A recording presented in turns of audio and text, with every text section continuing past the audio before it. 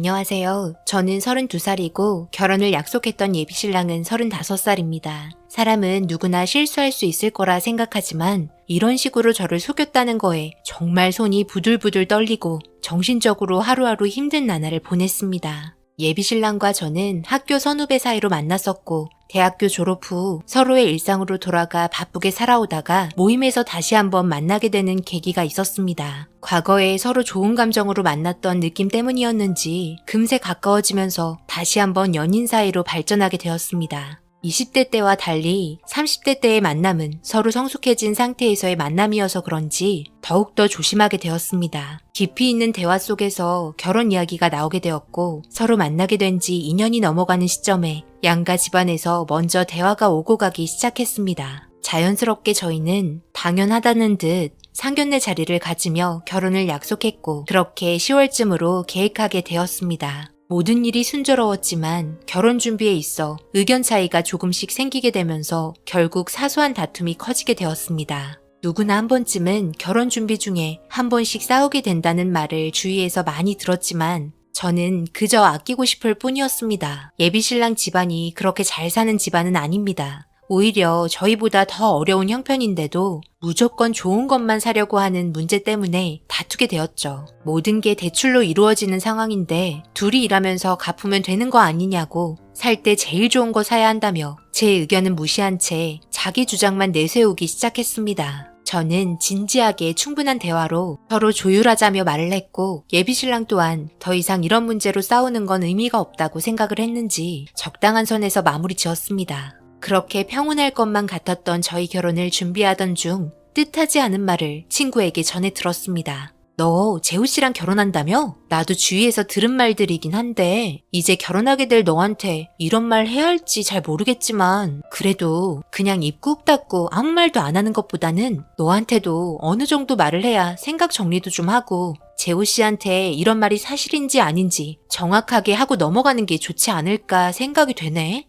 그래? 무슨 말인데 뜸들일 정도야? 내가 재호 씨에 대해 모르는 게 있는 거야? 내가 알기론 지금 너와 결혼을 약속을 했음에도 다른 여자를 만나고 있는 것 같아. 나도 들은 거지만 주위에서 재호 씨와 다른 여자랑 손잡고 다니는 걸 봤다고 하던데 정확한 건 당사자에게 직접 물어보는 게 좋지 않을까? 뭐든지 타이밍이라는 게 있는 거야. 지금은 결혼을 하지 않았으니 충분히 결정을 할 시간이 있으니까 충분히 알아보고 신중히 결정하도록 해. 이 말을 듣고는 망치로 머리를 맞은 듯 멍했습니다. 그동안 한 번도 생각해 본 적 없고 예비신랑이 몰랐었던 행동들을 제3자에게 듣게 되니 너무 많이 심란했습니다. 설마 아니겠지 생각하며 다음날 예비신랑을 만났고 둘이 밥 먹는 자리에서 어렵게 이야기를 꺼냈습니다. 제가 아는 지인분 중에 다른 여자와 손잡고 걸어가는 모습을 봤다는 말을 하면서 진짜냐고 물어보니 재호 씨는 저를 보며 웃으면서 친척 누나라는 말과 함께 사진을 보여주면서 어렸을 때부터 손잡고 다녔다며 제가 신경이 쓰인다면 다시는 그런 행동하지 않겠다는 말에 주변에 보는 사람들도 많으니 자제해줬으면 좋겠다고 말하고 마무리했습니다. 친척 누나라고 하는데 더 이상 의심해볼 필요도 없을 것 같아 서로 일이 바쁜 관계로 자주 만나지 못했는데 오래간만에 얼굴 보는 시간 망치기 싫어 털어버리고 즐거운 데이트를 이어나갔습니다. 그렇게 헤어질 때쯤 주말에 데이트하자는 말을 제가 먼저 꺼냈고 예비신랑은 토요일은 잠시 회사를 다녀와야 한다면서 일요일에 보자고 하고 약속 잡고 헤어졌습니다. 집에 오는 길에 친구와 통화를 하면서 전에 있었던 일을 설명하며 이런저런 이야기를 하면서 집에 들어갔습니다.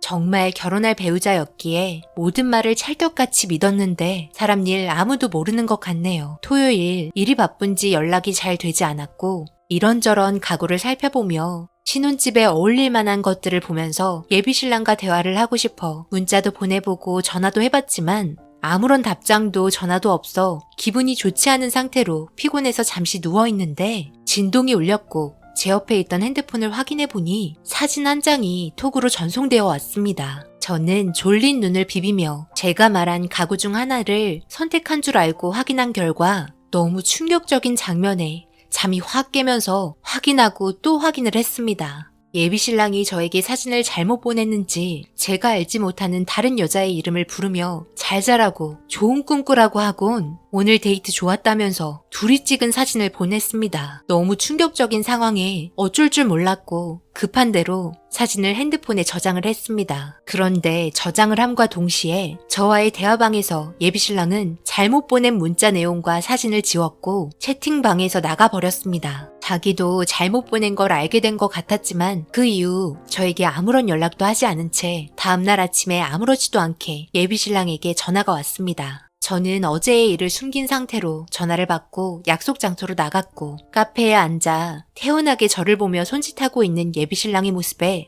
너무 소름이 돋았습니다. 좀 늦었네? 어제 내가 연락 못해서 미안해. 주말인데 일이 바빠서 집에 들어가 쓰러져 버렸네. 뭐 그럴 수 있지. 사회생활 혼자 하는 것도 아니고 나도 그 정도는 이해 못하는 거 아니야. 그런데 어제 나한테 톡 보냈었어? 내가?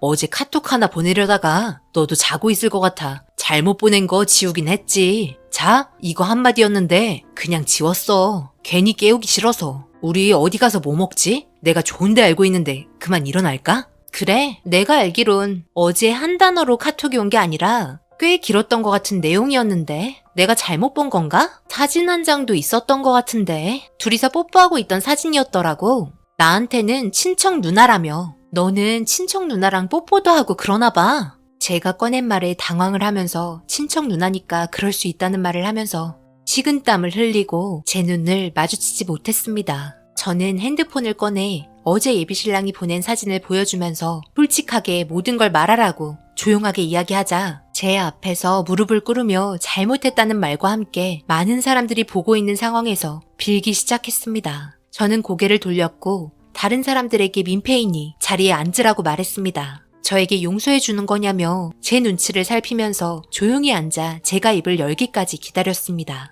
저는 한참을 생각해봐도 정말 이해할 수 없었습니다. 이제 결혼할 사람이 있는 와중에 다른 사람과 만남을 가지고 있었다는 자체가 용납이 안 돼 왜 그랬냐고 물어보니 저를 만나기 전에 벌써 사진에 있던 여자와 만나고 있었고 모임에서 저를 보는 순간 대학교 때의 일이 떠올라 저와도 연애하고 싶어 접근했다고 하면서 그래도 결혼은 저와 하려고 마음 잡고 있었다며 그동안 자기가 너무 고민을 많이 한 것 같으니 내일이라도 당장 그 여자와 헤어진다며 제발 파혼만큼은 하지 말아달라고 애원을 하였습니다. 한마디로 저와 그 여자 사이를 저울질하고 있었던 겁니다. 너무 황당하고 어이가 없었고 친구가 했던 말들이 모두 사실이었다는 거에 가슴이 아팠습니다. 진심으로 믿고 사랑했던 사람이 한순간에 이런 식으로 배신을 했다는 것 자체가 용납이 되지 않았습니다. 벌써 모든 예식 비용이라든지 신혼집이며 가구까지 거의 장만을 해놓은 상태라 더욱더 앞이 막막했습니다. 그동안의 시간과 모든 비용 알아서 해결하라고 말하면서 자리에서 일어났고 절대 그렇게 못한다며 이런 상황 부모님이 알면 자기를 가만두지 않을 테니 딱 한 번만 제발 봐달라고 애원했습니다. 저는 보는 사람들도 많아서 일단 알았다고 하곤 집에 가서 연락하자고 말했고 제가 봐주는 것 같이 말을 하자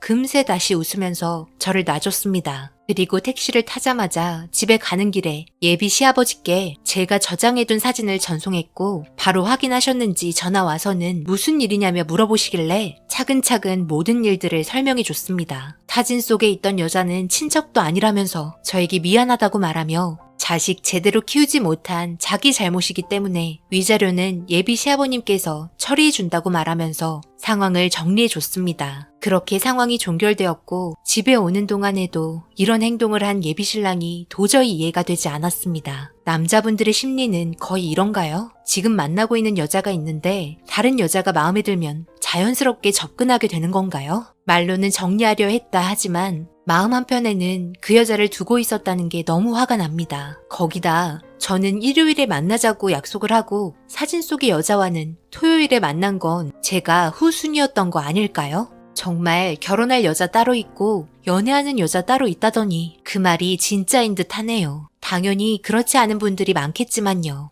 똥 밟았다 생각하는 게 정신 건강에 좋을 테지만 왜 계속 이 상황이 찝찝하게 느껴지는 건지 사진을 일부러 보낸 것 같은 느낌을 지울 수가 없네요. 아무리 그래도 그럴 수 있는 확률이 적을 텐데 저와 일부러 헤어지려고 이런 식으로 대한 건지도 모르겠습니다. 아무튼 결혼하기 전에 모두 알게 된 것만으로도 감사하게 생각합니다. 언젠가 제게도 좋은 짝이 있겠죠. 제 사연 읽어주신 분들 정말 감사합니다. 늘 건강 조심하세요.